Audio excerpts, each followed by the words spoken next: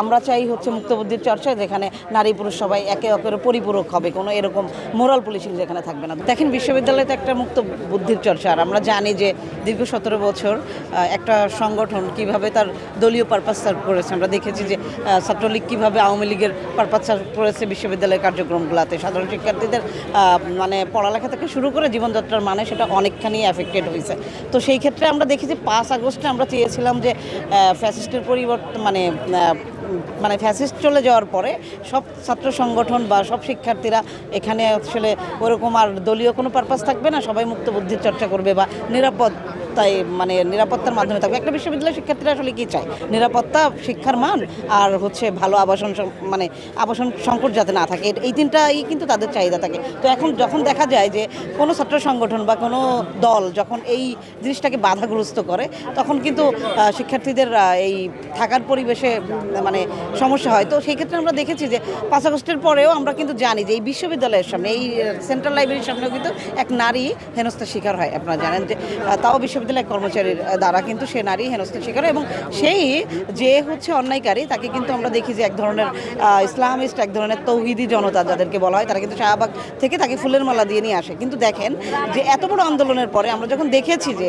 জুলাই আন্দোলন হয়েছে, তখন কিন্তু মেয়েদেরকে ঢাল হিসেবে ব্যবহার করেছে। তখন রাত 2টা 3টা 1টায়ও কিন্তু মেয়েরা হল থেকে বেরোয় আসছে। তখন কখনো দেখেছি ভাইয়ের লাশ কাঁধে করে বোন হাঁটতেছে। আমরা যদি এই যে রাব্বি হত্যাকাণ্ডটা দেখি, তার বোনরা কিন্তু তাকে লাশ কাঁধে করে আর কি হাঁটে। তো এরকম আমরা দেখেছি যে নারীরা এই আন্দোলনে হয় সামনে থেকেছে, পিছনে থেকেছেন, যেভাবে পারছে হেল্প করছে। কিন্তু সেই নারীরাই যখন এই ঢাকা বিশ্ববিদ্যালয়ের বিভিন্ন জায়গায় পদচারণা করে, তখনই বিভিন্ন ইসলামী ছাত্র শিবির নামের যে সংগঠন, তারা দেখতেছে বিভিন্ন জায়গায় মোরাল পুলিশিং করতেছে। মোরাল পুলিশিং করে আপনার হচ্ছে যে মেয়েদেরকে নিরাপত্তাহীনতায় ভোগাইতেছে। তো এই কারণে কি হয়, মেয়েরা হচ্ছে চলাচল করতে পারতেছে না, মানে নিরাপত্তায় তাদেরকে দেখা যাচ্ছে কার জন্য মোরাল পুলিশিং করতে হচ্ছে, এখানে মোরাল পুলিশিং করতে। কিন্তু এই দায়ভার কিন্তু কোনো ছাত্র সংগঠনের না, কারোরই না, কোনো শিক্ষার্থীরও না। এই দায়ভার প্রক্টোরিয়াল টিমের। যদি কেউ শাস্তির আওতায় আনাও হয়, তাহলে আমরা সেটা প্রক্টোরিয়াল টিমের মাধ্যমে, প্রশাসনিক যে নিয়ম আছে তার মাধ্যমে করবে।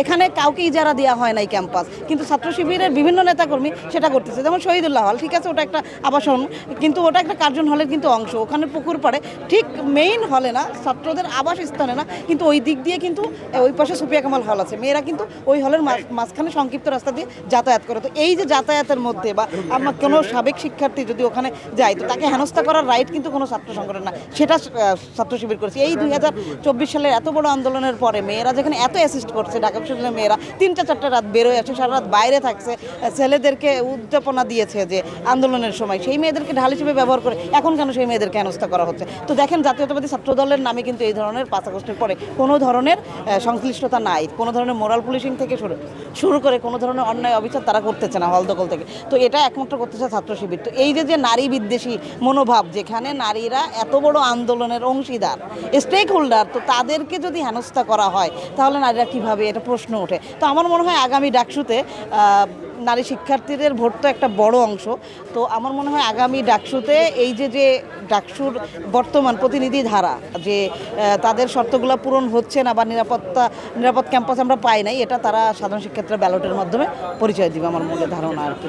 আর এই যে সার্বিক উৎকণ্ঠা, যে মেয়েদেরকে হেনস্থা থেকে শুরু করে ক্যাম্পাসের বিভিন্ন জায়গায় যে অস্থিতিশীলতা বা নিরাপত্তাহীনতা, এটার একটা প্রতিবাদী কিন্তু মেয়েরা গতকালকে দিয়েছে। আমি নিজেও সেখানে ছিলাম, যে শহীদুল্লাহ হলের মাঠে কিন্তু অনেক মেয়ে খেলা দেখেছে বিশ্ববিদ্যালয়ের শিক্ষার্থীরা, যে আমরা এখানে আসতেই পারি। এটা আমরা আন্দোলনে যেমন পাশে থেকেছি, আমরা কালচারাল সময়টা তো আমরা পাশে থাকবো।